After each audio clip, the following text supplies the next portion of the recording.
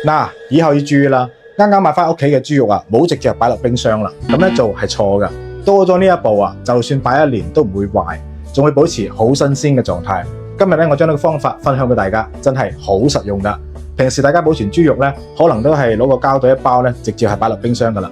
咁樣嘅豬肉唔單止容易流失水分啦，仲會滋生細菌，上面咧仲會結霜嘅。解凍之後，豬肉冇晒彈性，仲有冰箱有一陣怪味嘅。我同大家分享一個好方法啊，用呢個方法保存啲豬肉啊，就算擺1年都唔會壞，口感咧同新鮮嘅係一樣嘅。唔想之後咧揾唔翻呢條視頻嘅，記得先點讚同埋收藏起嚟啊，仲可以轉發俾身邊中意美食嘅親朋好友。第一步，用高度嘅白酒塗抹喺豬肉上面，要塗抹均勻一啲啊，咁樣可以殺菌消毒。第二步，再抹一層食用油，咁樣可以鎖住啲水分，防止豬肉變腥變柴。第三步，用保鮮膜包好佢。如果打算放耐啲嘅話，再加一層保鮮袋啊，跟住咧就可以擺落冰箱度咧凍起嚟啦，1年都唔會變壞。有啲人話啊，食唔晒，點解要買咁多豬肉咧啊？咁豬肉咧係餐台上嘅常客，太常見啦。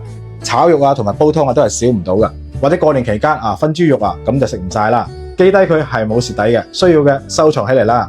另外咧，仲要話俾大家知個秘密喎，以後豬手買翻嚟好似我咁樣整，仲好食嘅紅燒同埋煲湯噶。做法真係好簡單啦，只要屋企咧有個電飯煲咧，全程都唔使加滴水噶啦，都可以整到呢個皮脆肉嫩、Q 彈好食嘅鹽焗豬手。就算屋企冇乜點食肉嘅細路仔啊，睇見都會多扒2碗飯。埋嚟睇下我係點樣整嘅。首先咧，豬手我哋要首選呢種豬全體，肉咧相對多一啲，而且冇咩骨頭，口感會更加 Q 彈嘅。跟住咧，將呢個豬手先飛下水，喺飛水嘅部分啊，99%人都搞錯噶啦。點解咧？因為咧豬手飛水之前係要洗一洗嘅，咁樣先可以洗得大部分嘅豬騷味。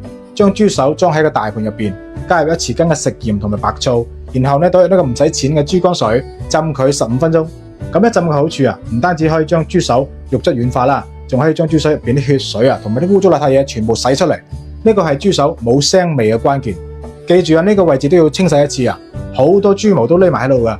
咁我老婆都成日話我每日喺度拍視頻，揾個點紅心人都冇啊。今日呢個視頻咧，你就幫我點翻一個啦，等我喺佢面前揮翻一次。洗好個豬手咧，就可以落飛水啦啊！記住係凍水落鑊，加入呢個去腥3件套、薑片、蔥段、少少嘅廣東米酒。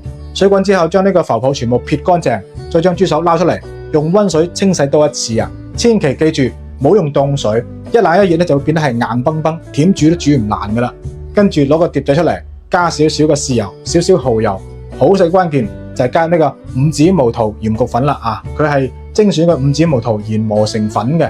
經過我哋粵菜大廚10幾度嘅工藝啊，調製而成，好啱我哋廣東人口味噶啦。然後咧倒入1匙羹嘅食用油啦，攪拌撈勻佢啊，將呢個料汁啊全部倒喺呢個豬手入邊，用你哋發財手快速咁樣撈勻佢啊，然後俾佢醃製30分鐘入味。趁呢個時間咧，就喺電飯煲咧掃一層花生油，再加入薑片同埋蔥段，防止佢燶底。將醃好嘅豬手啊，一嚿一嚿咁放喺呢個電飯煲裏邊啊。剩低啲醃料汁啊，記得啊都要放晒落去，一齊淋落去啊！冚翻個蓋啊，撳翻個煮飯掣，大概50分鐘咧就有得食啦。時間一到，打開個蓋啊，成間屋啊都係香味啊！咁樣整出嚟嘅鹽焗豬手，帶有陣椰子嘅清香，皮脆肉嫩，鹹香入味，睇見都流晒口水嘅。學識咗就要記得翻屋企做起身啦〜